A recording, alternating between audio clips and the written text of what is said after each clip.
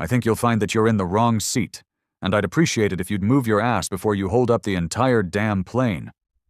The voice that sliced through the stale, recycled air of the first-class cabin was as sharp and cold as shattered glass. It wasn't loud, but it possessed a deadly quiet, a simmering intensity that made heads turn and conversations die. What do you think you would do in a situation like this, when someone, for no reason at all, decides you don't belong? Before we dive into the chaos that's about to unfold on Ascendair Flight 928, let me know in the comments below what your first move would be. And while you're there, do me a favor and smash that like button and subscribe to the channel, because you are about to witness an act of revenge so epic, so perfectly executed, it will leave you breathless. Julian Vance stood in the narrow aisle, his shadow falling over the woman who had commandeered his seat. He was a tall man, built like a linebacker who'd traded the gridiron for a boardroom, but he held himself with a deceptive stillness. His attire was the uniform of the modern tech mogul, a worn, charcoal-gray hoodie, faded black jeans, and a pair of unassuming sneakers that cost more than the tailored suit of the man in the row behind him. His boarding pass, a flimsy piece of paper clutched in his hand, clearly designated him as the rightful occupant of Seat 2A. The woman, Carolyn Sterling, didn't bother to look up. Her attention was surgically focused on her phone, her thumb flicking through images of sprawling Beverly Hills mansions with a bored entitlement. A massive diamond, the size of a quail's egg, glittered on her left hand, catching the cabin light and throwing tiny, arrogant rainbows across the plush leather. When she finally deigned to acknowledge his existence, she lifted her head slowly, her ice-blue eyes performing a glacial sweep of his form. It was a look he knew well, a visual calculus of wealth and status that, in her mind, he had just failed spectacularly. "Oh," she finally exhaled, the single syllable dripping with the bored condescension of old money. "I'm sure there's been a simple misunderstanding. Why don't you go speak with one of the flight attendants? I'm quite certain they can find a more suitable place for you." Julian was tired. It was a fatigue that went far beyond the physical drain of the 3-day tech summit in Austin he'd just headlined. It was a soul-deep weariness, an exhaustion born from a lifetime of having to justify his presence in rooms where he was the only black face. He had spent 72 hours under the fluorescent lights of conference halls and investor suites, patiently explaining the revolutionary potential of EtherTech's new AI logistics platform, his voice a calm river of data and projections in a sea of skeptical white faces. He had earned his success, built his empire from nothing but code and sheer force of will, but in moments like this, none of that seemed to matter. Here, in the hermetically sealed tube of an airplane, he was just a black man in a hoodie, and that, to Caroline Sterling, was a problem to be solved. "Ma'am," Julian said, his voice a low, steady rumble that vibrated with contained frustration. "There's no misunderstanding. This is Seat 2A. My boarding pass confirms it. This is my assigned seat." Carolyn's perfectly plucked eyebrows arched into twin crescents of disbelief. He saw it then, that familiar flicker in her eyes, a toxic cocktail of disdain and bewilderment. It was the look that silently screamed, "You don't belong here. How did you get in?" "Yes, I can see what your little paper says," she replied, waving a dismissive hand toward his boarding pass. "But mistakes happen, you know. I am an Ascendair Diamond Medallion member. I've been one for 15 years. I always sit in this specific seat. I'm sure if you just explain the situation to the staff, they will sort it out in a way that is satisfactory for everyone." That word, satisfactory, hung in the air between them, heavy and poisoned. Julian felt its weight, the crushing burden of its unspoken meaning. Satisfactory for her. The coded language was a language he had been forced to become fluent in since his days on a scholarship at Stanford, through every venture capital pitch, through every hostile boardroom takeover. It was the language of exclusion, wrapped in the polite veneer of procedure. Behind him, the line of boarding passengers was beginning to bunch up. A low murmur of impatience rippled through the cabin. Some craned their necks, hungry for a bit of in-flight drama. Others studiously avoided looking, their faces buried in phones and magazines, broadcasting their desperate desire not to be involved. Julian subtly glanced at the watch on his wrist. A Patek Philippe he'd bought himself after EtherTech went public, its intricate face mostly hidden by the sleeve of his hoodie. It wasn't about telling time. It was a grounding mechanism, a small private reminder of who he was and what he had built, a silent counter-argument to the woman in front of him. In the designer backpack slung over his shoulder was a laptop holding the keys to a digital kingdom. Patents that could disrupt global supply chains, contracts worth billions, the livelihoods of the 12,000 people he employed. But in this moment, none of that mattered. In this moment, to Caroline Sterling, he was just an obstacle.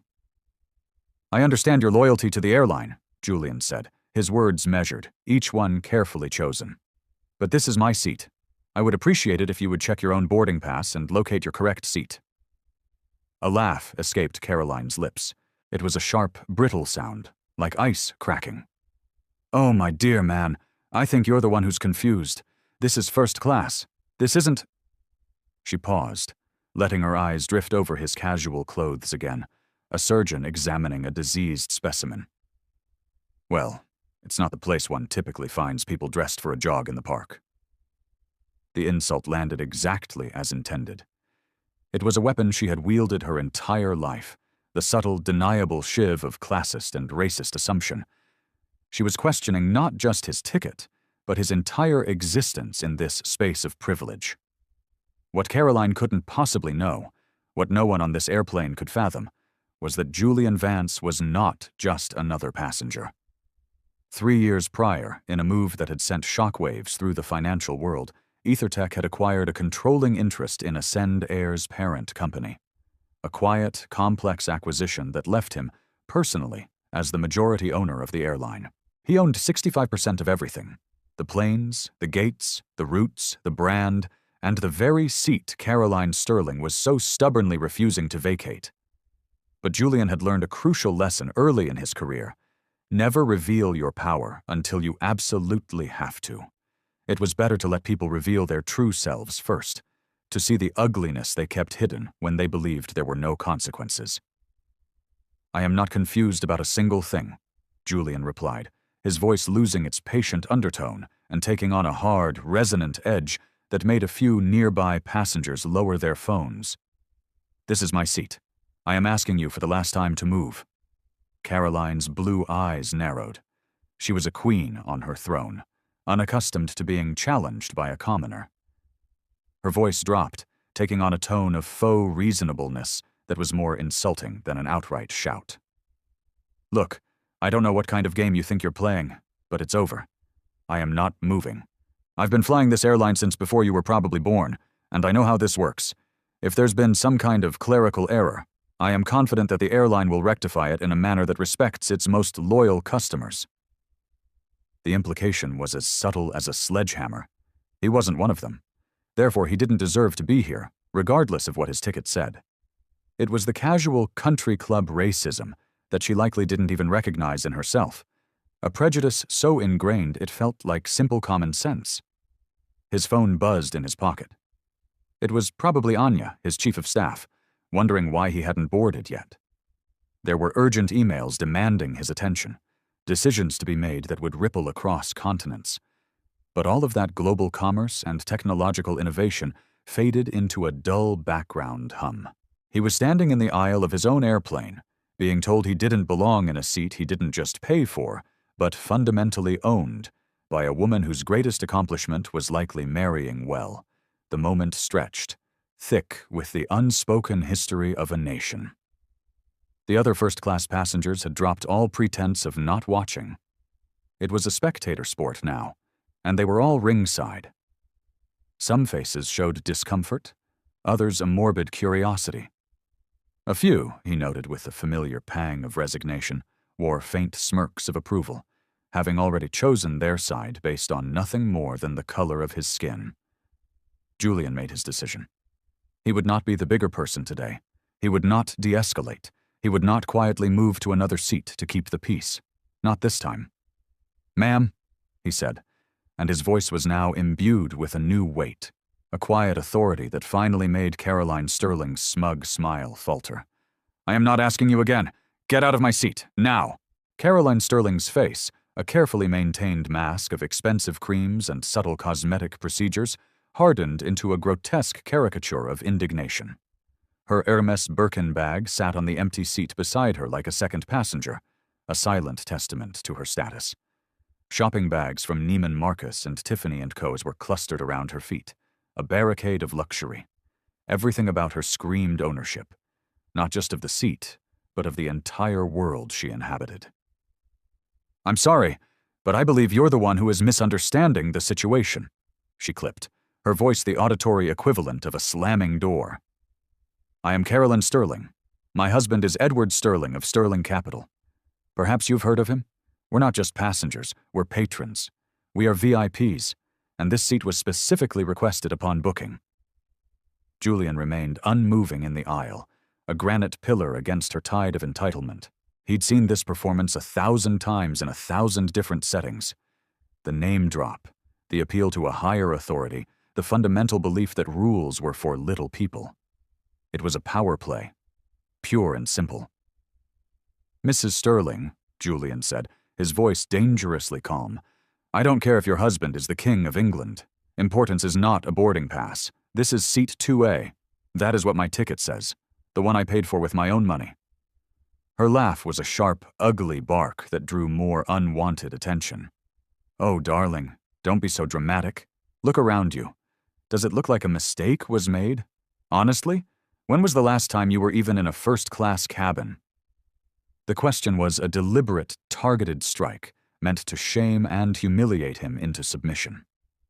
Her eyes glinted, confident that he would now stammer an apology and retreat, tail between his legs. She was testing him, trying to see if he would crack under the weight of her social superiority. "I fly first class twice a week, Mrs. Sterling," Julian replied, his voice as smooth as polished onyx. "Usually on this exact route, and in the 5 years I've been a primary stakeholder in Ascend Air, I have never once encountered someone who believed their sense of entitlement trumped a legally assigned seat." Her smile froze on her face, the condescension curdling into confusion. She hadn't expected the quiet, unwavering confidence. She hadn't expected the pushback. He could see the gears turning in her head as she tried to recalibrate, to fit him into a neat little box that made sense to her. Her eyes scanned him again. The hoodie, the jeans, the calm, unblinking gaze, and found only contradictions. "Well, then you, of all people, should understand how things work," she snapped, her tone shifting from condescending to openly hostile. "Accommodations must sometimes be made. I have a very important gala I am attending in Los Angeles, and I specifically require a window seat on the port side of the aircraft. It is a matter of personal comfort and preparation. I am sure the airline can find another seat that is perfectly adequate for your needs." His phone buzzed again. He glanced down. A text from Anya. "Emergency board meeting scheduled for 4 p.m. PST. Absolutely need you on the ground by 2. Is there a problem?" A problem. That was the understatement of the century. He quickly typed back, "Minor delay on the tarmac. Handled the preliminary calls. I'll be there." When he looked up, Caroline was watching him, a new, mocking curiosity in her eyes. "Important business?" she asked, her tone laced with venomous sweetness. "I do hope we aren't keeping you from anything too critical." "As a matter of fact," Julian said, slipping his phone back into his jeans, "I do have important business, which is precisely why I would like to get settled in my assigned seat so that this aircraft can depart on schedule." The polite facade she had maintained was cracking, revealing the raw prejudice beneath. "Listen to me, and listen very carefully," she hissed, leaning forward conspiratorially. "I don't know what kind of scam you're trying to pull, but I am not falling for it. I see what you're doing. You're making a scene, causing a commotion, probably hoping for a voucher or a free upgrade on your next flight. Well, let me tell you something. It is not going to work. Not with me." The accusation struck him with the force of a physical blow. The familiar, sickening surge of rage, hot and acidic, rose in his chest. It was the ultimate insult, the suggestion that his very presence in a place of luxury and privilege must be fraudulent. It was the shadow that had stalked him his entire life. The assumption that a successful black man had to be a cheat, a con artist, a beneficiary of some undeserved handout. "Mrs. Sterling," Julian said, his voice dropping to a near whisper that was somehow more menacing than a shout. "I am not running a scam. I am not looking for a voucher. I am simply a man trying to sit in the seat that he legally purchased. If my existence in this seat threatens your worldview, I assure you, that is your problem, not mine." Her face flushed a blotchy, furious red. She was a cornered animal, unused to being confronted so directly. Her voice rose, no longer a conspiratorial hiss but a public proclamation. "Threatens me? Don't you dare flatter yourself. I am trying to be reasonable, but you are being deliberately obstinate. I have offered you a perfectly simple solution, and your refusal to be flexible tells me everything I need to know about your character." A grim, humorless smile touched Julian's lips. Character. If she wanted to have a discussion about character, he was more than ready. But not here. Not now. Not while she was still blissfully ignorant of the power dynamic she was about to upend. "My character?" he repeated, letting the words hang in the air. "That's a fascinating choice of words. Pray tell, Mrs. Sterling, what does my character have to do with the fact that you are currently trespassing in my assigned seat?" She opened her mouth, a sharp retort on her lips, then seemed to think better of it. Instead, her manicured hand shot up and slammed the flight attendant call button. A soft electronic chime echoed through the tense cabin. It was a declaration of war. "I believe it's time we involved the professionals," she announced, her voice ringing with triumphant certainty. "Clearly, we need someone with actual authority to come and resolve this situation."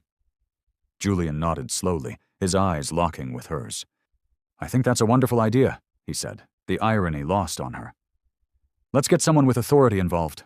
By all means." The approaching footsteps were soft but purposeful, the sound of standard-issue footwear on cheap airline carpet. A moment later, a flight attendant appeared. Her name tag read, Chloe. She was young, maybe 25, with a face that was already etched with the strain of dealing with the public. Her smile was bright, practiced, and utterly devoid of warmth as her eyes darted between Julian and Caroline, taking in the scene with the weary resignation of a seasoned referee. "Good afternoon," Chloe said, her voice a masterclass in forced cheerfulness. "I see we have a bit of a seating discrepancy. How can I help us get this all sorted out?" Caroline immediately seized the narrative, transforming into the aggrieved victim. "Oh, thank you for coming, dear. I'm Caroline Sterling, a Diamond Medallion member. I was just settling into my seat, which I specifically requested, when this gentleman," she said the word as if it were a slur, appeared and began insisting that it belongs to him. "It's all been very upsetting." Chloe's gaze flickered to Julian, and in that split second, he saw it. The subtle, almost imperceptible shift. It wasn't overt hostility, but it was a form of prejudice nonetheless. It was the preemptive siding with the person who looked the part. The unconscious bias that saw a wealthy white woman as credible and a black man in a hoodie as a potential problem. "Sir," Chloe said, her smile now visibly strained, "could I please see your boarding pass?"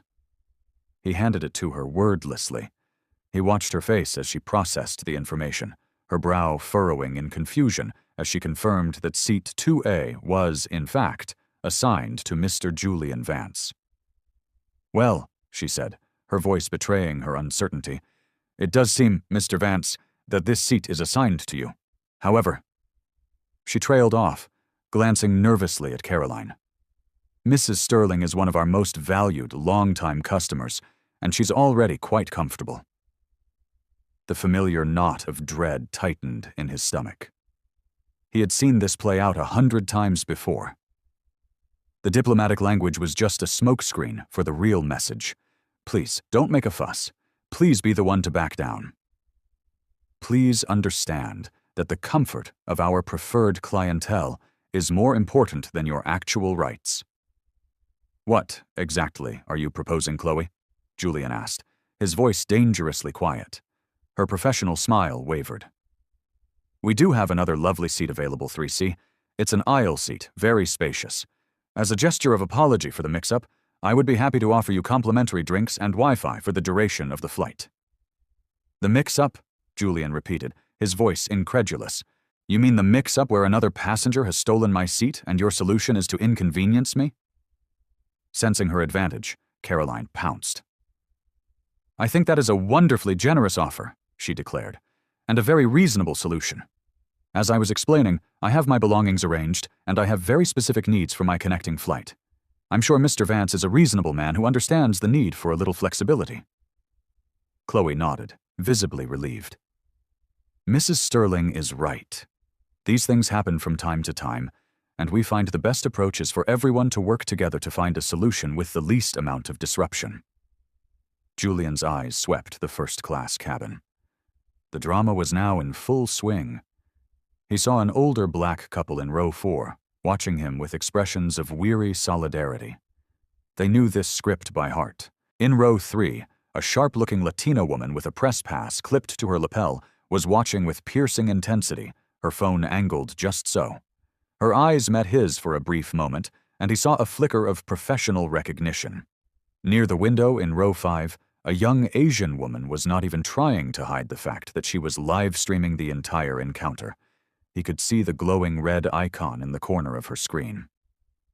I appreciate your attempt at a solution, Julian said, his gaze returning to Chloe, hard and unyielding. But my solution is much simpler. I would like to sit in the seat that I paid for, the seat that is printed on my boarding pass, the seat that is currently occupied by that woman. Chloe's composure finally cracked. Mr. Vance, please, I'm just trying to make sure everyone has a pleasant flight. Mrs. Sterling is one of our most important customers, and I'm not? Julian interrupted, the question hanging in the air like a guillotine. Chloe's mouth opened and closed, but no sound came out. She knew there was no right answer. Caroline, however, felt no such constraints. Oh, for heaven's sake, she scoffed. This is utterly absurd.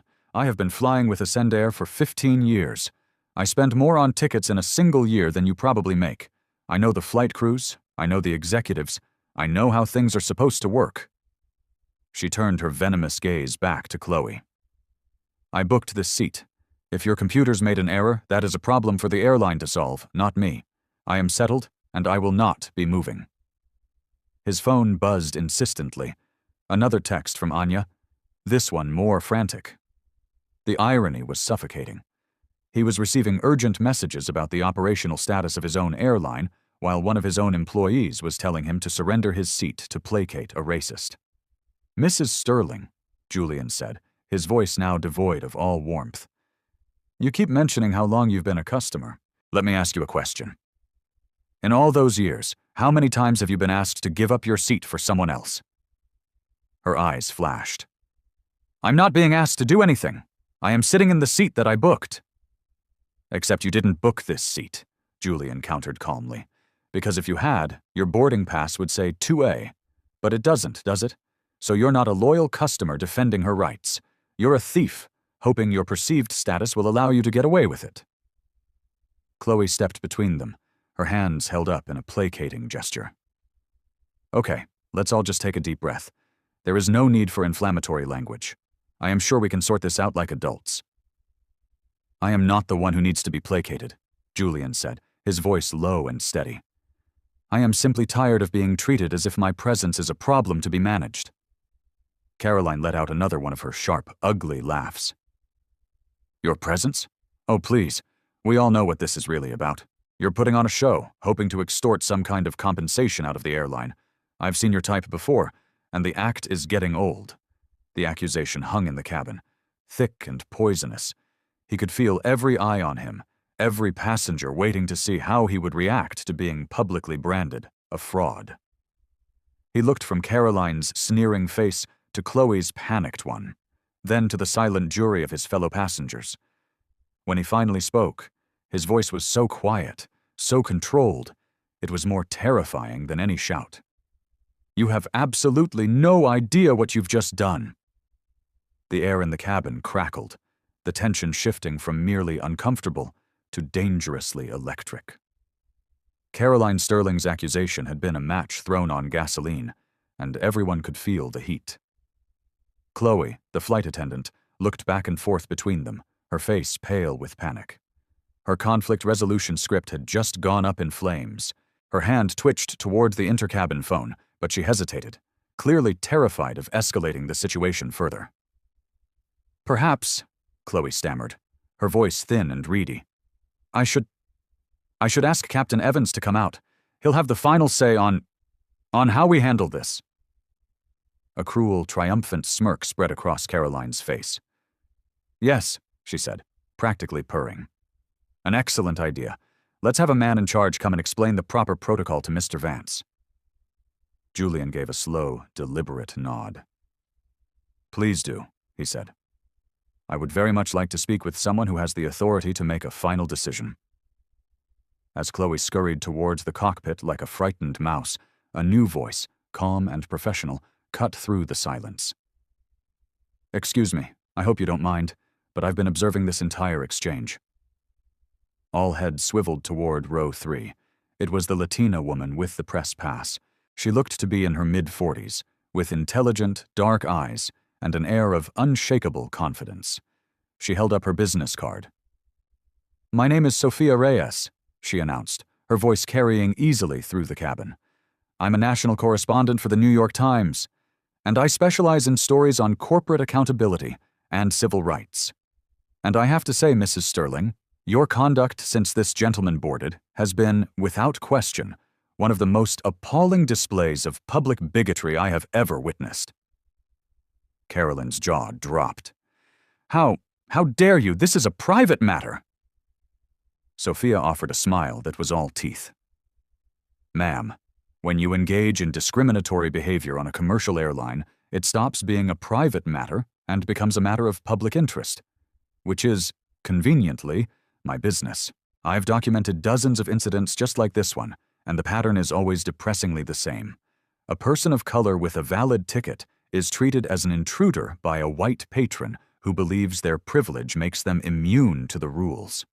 From row 5, the young woman who had been live streaming spoke up, her voice clear and confident. "For what it's worth, I've got about 5,000 people watching this on my stream right now, and the comment section is, well, let's just say they're not on your side, lady." Caroline spun in her seat to glare at the young woman. "You're filming me? That's illegal. I do not give you my consent to be recorded." The young woman, whose name was Maya, shrugged. "Actually, under federal law, there's no expectation of privacy in a public space like an airplane cabin. Plus, I'm documenting what I believe to be a civil rights violation in progress. My followers are finding it very educational." "I thought..." "A civil rights violation?" Caroline sputtered, her face now a furious shade of crimson. "This is about a seat. You people are turning this into a circus." The phrase, "you people," landed with the force of a physical blow. A collective gasp went through the cabin. Julian felt something inside him shift, a cold, hard resolve crystallizing in his gut. The anger was gone, replaced by an icy, strategic focus, the same mindset he entered when a hostile takeover was on the line. Sophia Reyes was already typing furiously into her phone. "Just to be clear for my records, Mrs. Sterling, did you just use the term 'you people' when referring to those who are questioning your racially charged behavior?" Realizing her catastrophic error, Caroline backpedaled frantically. "No, that's not what I meant! I meant the media and these social media children. I am not a racist. I have black friends." It was at that moment Julian spoke, his voice cutting through her pathetic defense with the precision of a scalpel.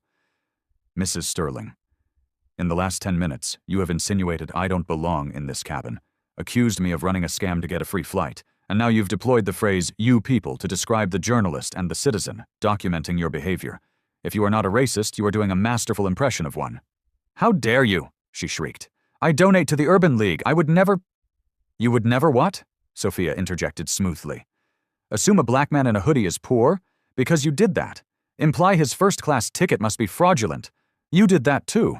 Refuse to honor his legitimate boarding pass while asserting your own imagined privilege. You are, in fact, doing that right now."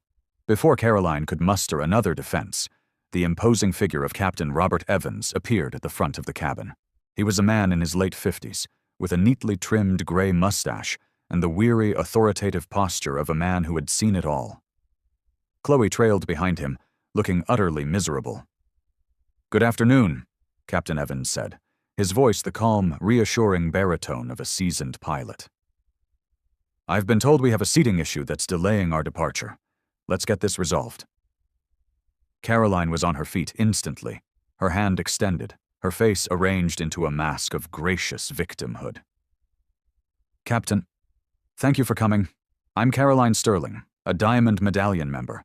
I'm afraid your computers have made some sort of error, and this gentleman is refusing to be reasonable about finding a solution.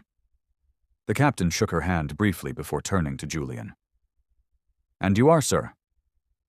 Julian Vance, he replied, making no move to shake his hand, his eyes locked on the captain's. And this is my boarding pass for seat 2A. Mrs. Sterling boarded the plane, saw an empty seat she preferred, and decided to take it. She has refused multiple requests from me and your flight attendant to move. Captain Evans took the boarding pass, his eyes scanning it before glancing around the tense cabin. He was a man who dealt in checklists and procedures, and this messy human drama was clearly an unwelcome deviation. Mr. Vance, I see this is your assigned seat.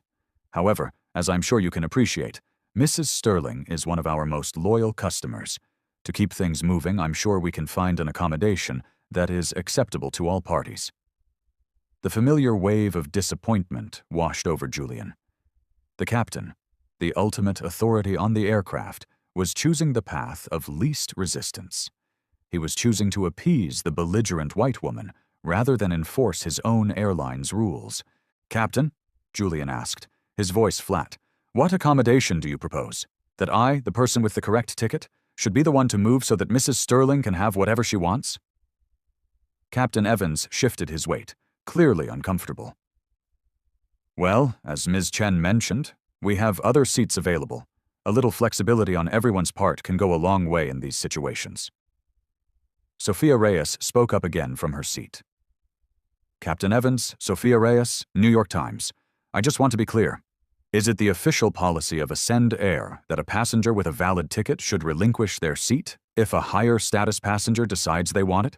Because that sounds like a story my readers would be very interested in.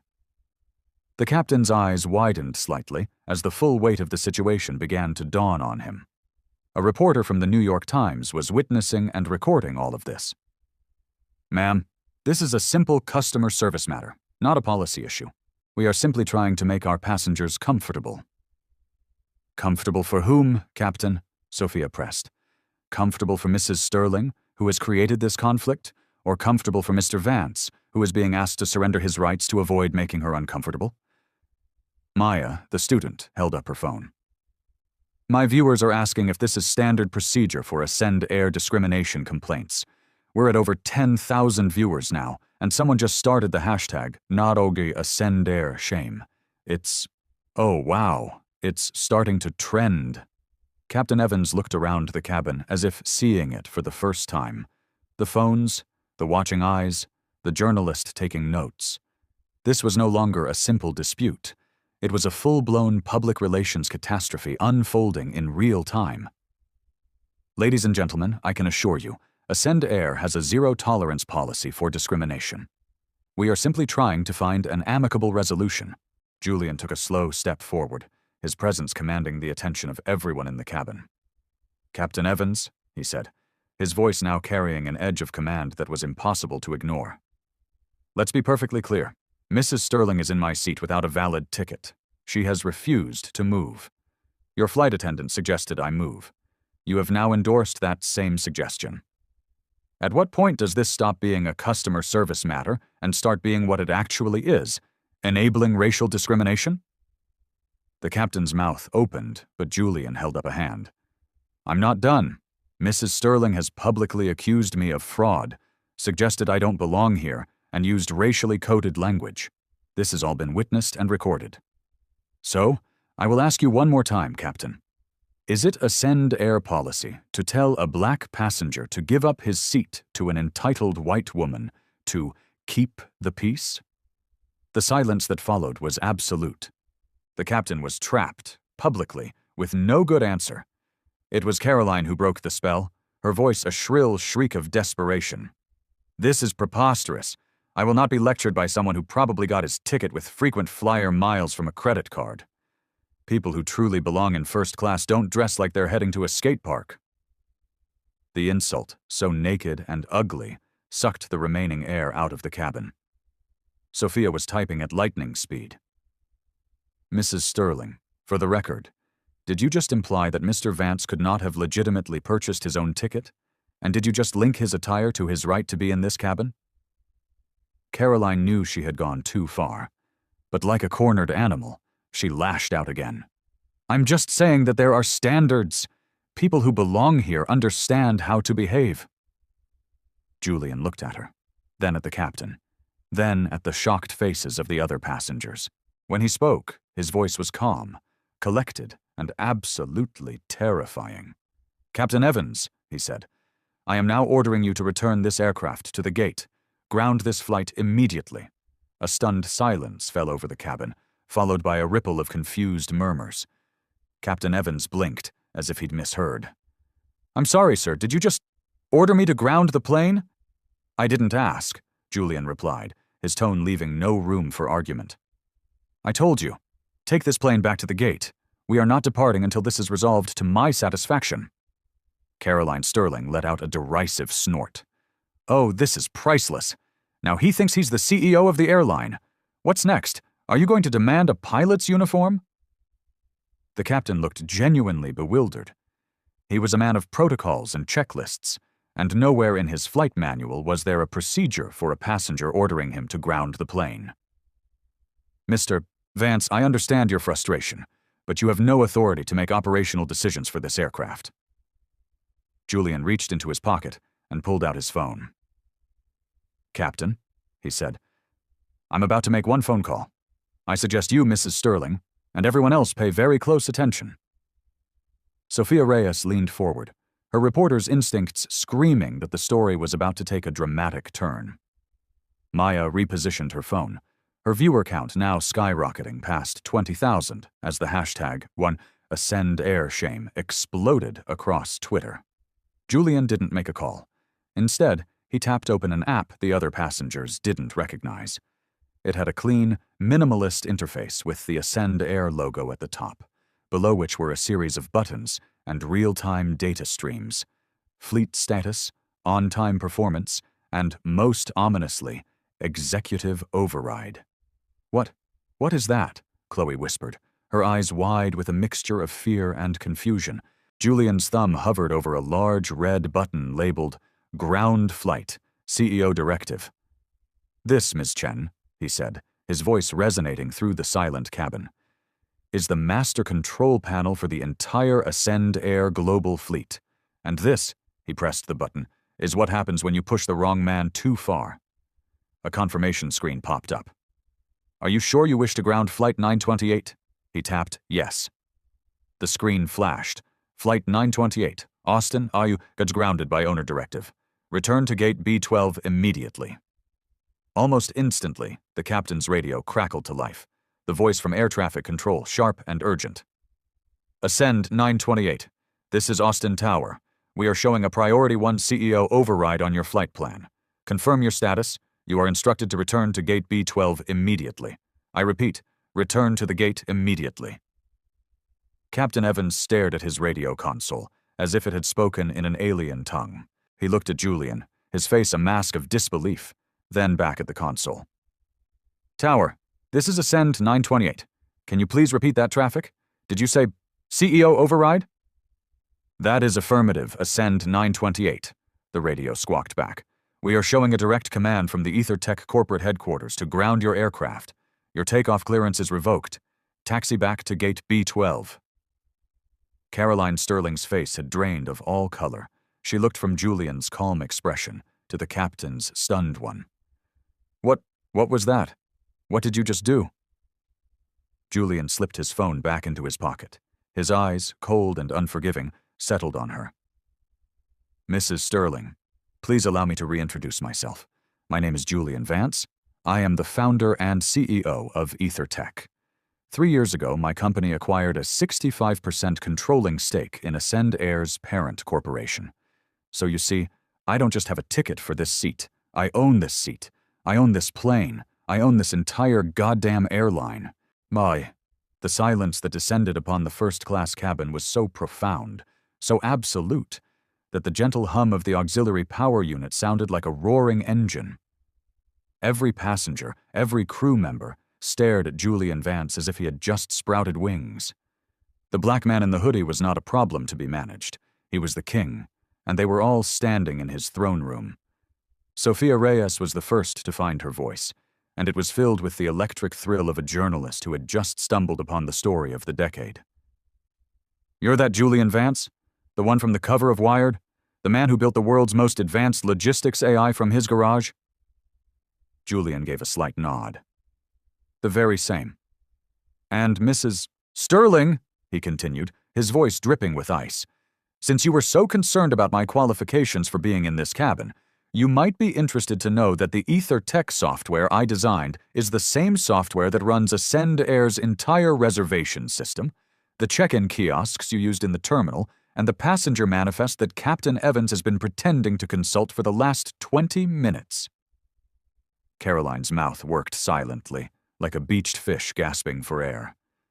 But you're dressed so... I mean, you look like a... Like a what, Mrs. Sterling? Julian finished for her, his voice soft but lethal. Like a man who couldn't possibly belong in your world. Like a man whose success must be a mistake, a fraud, a charity case.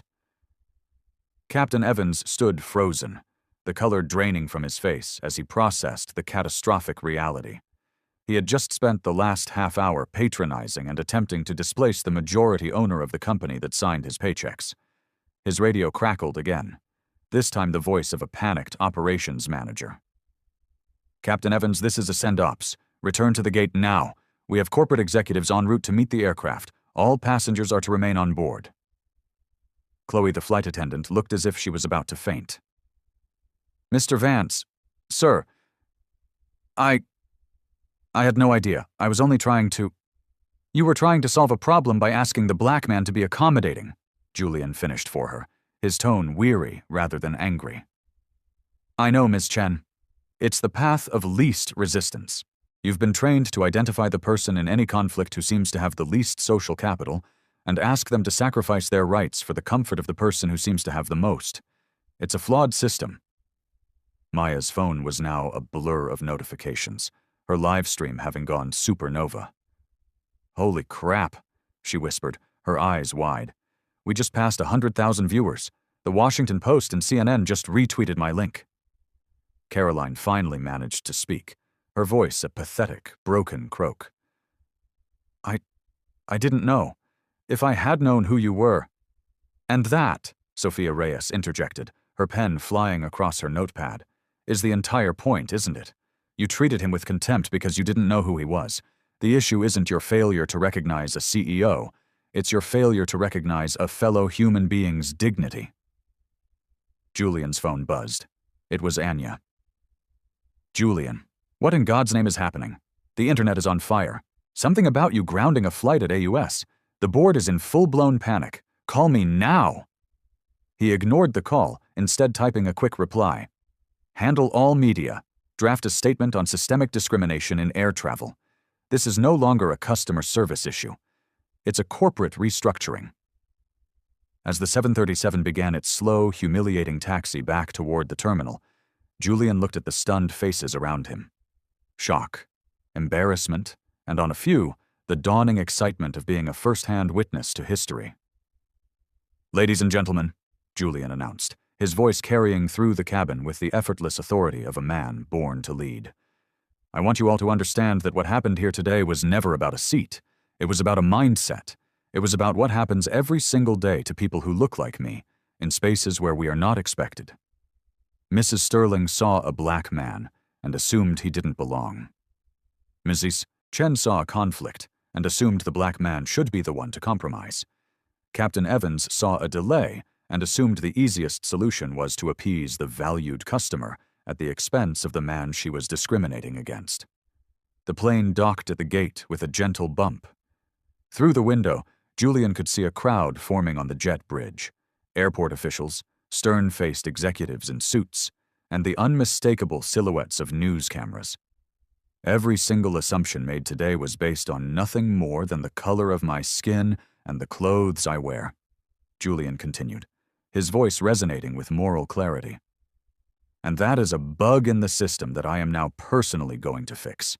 I will make sure that this kind of casual, entitled bigotry never, ever happens again on any airline that I own.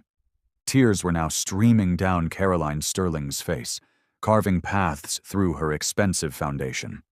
Mr. Vance, I am so sorry. I truly had no idea. Julian's expression softened, but his voice remained firm. That is the problem, Mrs. Sterling. You didn't know who I was, so you felt you had permission to treat me as less. The crime wasn't that you disrespected a CEO. The crime was that you disrespected a man, assuming he had no power to fight back. You just happened to be wrong. The cabin door opened.